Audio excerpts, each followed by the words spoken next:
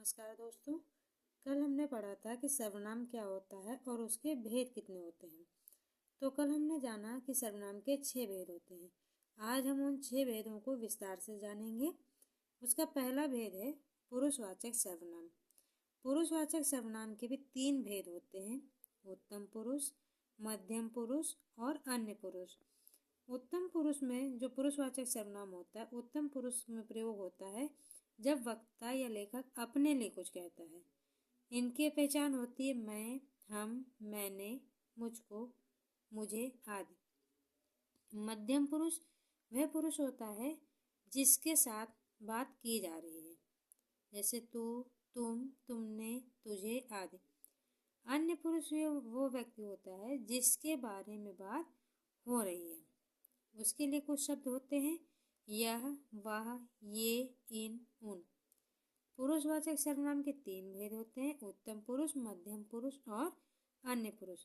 उत्तम पुरुष वह होता है जो स्वयं बात कह रहा है, मध्यम पुरुष जिससे वो बात कर रहा है और अन्य पुरुष जिसके विषय में बात की जा रही है। आप जानते हैं इसके दूसरे भेद के बारे में।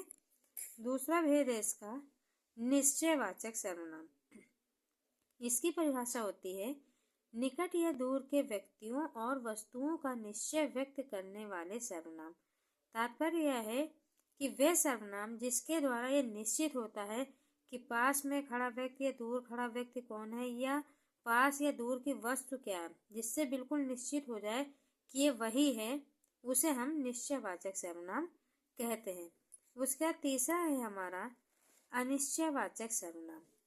यह निश्चयवाचक का ठीक विपरीत होता है। अनिश्चयवाचक सर्वनाम होते हैं जिन सर्वनामों से किसी निश्चित वस्तु का बोध नहीं होता है। निश्चयवाचक सर्वनाम में हम निश्चित कर लेते हैं कि सामने वाला व्यक्ति या वस्तु क्या है।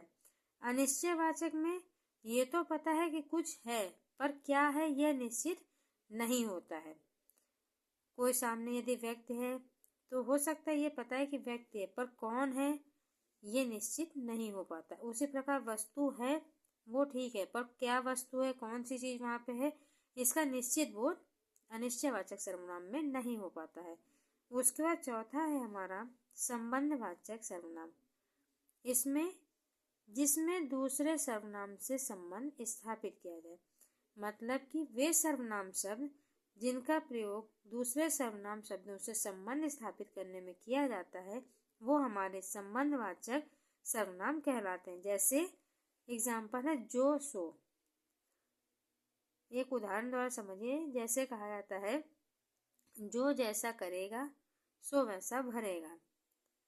तो जो सर्वनाम दूसरे सर्वनामों के साथ संबंध स्थापित करें वे शब्द हमारे संबंधवाचक सर्वनाम में आते हैं। उसके बाद है हमारा प्रश्नवाचक सर्वनाम।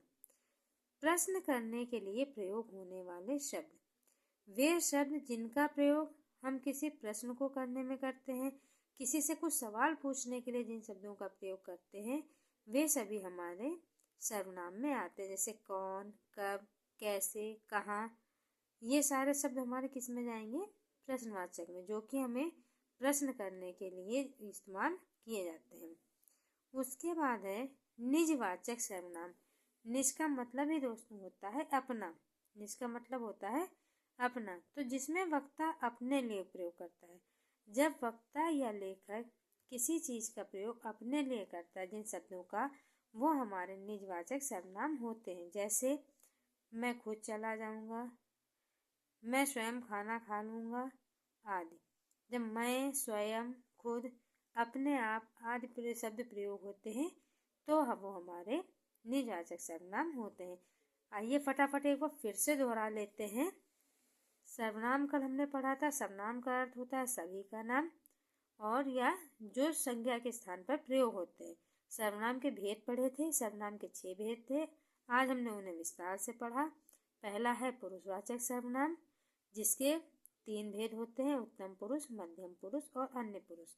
दूसरा है निश्चयवाचक सर्वनाम जिसमें किसी भी व्यक्ति या वस्तु के विषय में निश्चित जानकारी होती है। तीसरा है हमारा अनिश्चयवाचक सर्वनाम जो कि निश्चयवाचक का ठीक अपोजिट है। इसमें किसी भी निश्चित व्यक्ति या वस्तु का बोध नहीं होता है। उसके बाद है हमारा संबंधवाचक। संबंधवाचक सर्वनाम वे सर्वनाम जो दूसरे सर्वनामों के साथ अपने संबंध को स्थापित करते हैं। उसके बाद है हमारा प्रश्नवाचक सर्वनाम, जिन सर्वनाम शब्दों का प्रयोग हम प्रश्न पूछने के लिए करते हैं। और अंतिम है हमारा निजवाचक सर्वनाम, जिसमें वक्ता या लेखक अपने लिए जिन शब्दों का प्रयोग करता है वे हमारे निजवाचक सर्वनाम होते हैं। मित्रों, यदि आपको मेरा वीडियो अच्छा लगे तो प्लीज़ चैनल को सब्सक्राइब जरूर करें, लाइक और कमेंट जरूर करें। मिलते हैं कल दूसरे वीडियो के साथ। तब तक के लिए नमस्कार।